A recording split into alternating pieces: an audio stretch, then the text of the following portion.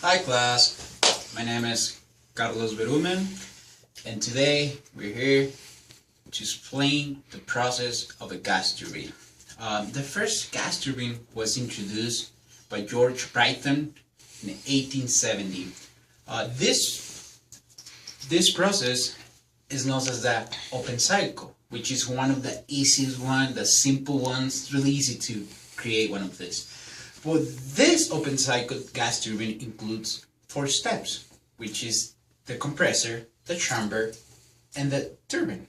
But I'm going to let Scott to go deeper in each of the process.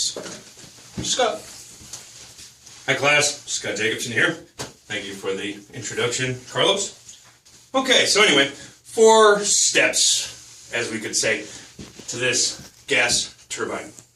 Okay, so number 1, you have ambient temperature air drawn into the compressor, where the air is compressed and the temperature increased slightly. This compressed air is then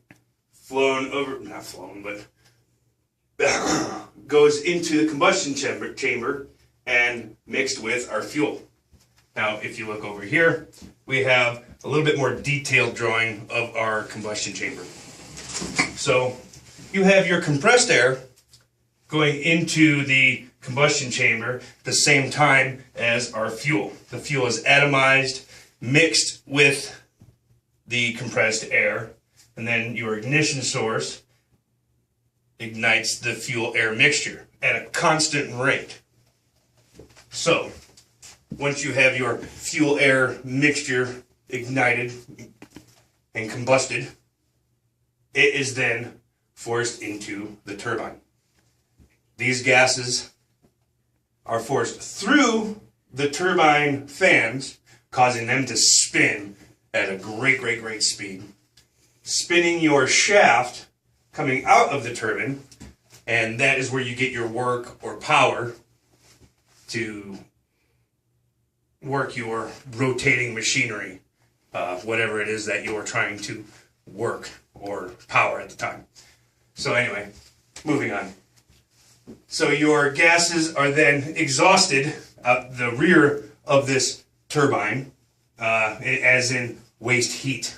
So it is just let out into the atmosphere as your exhaust. It is not recirculated back into this engine at all, which is why this is called a open cycle gas turbine.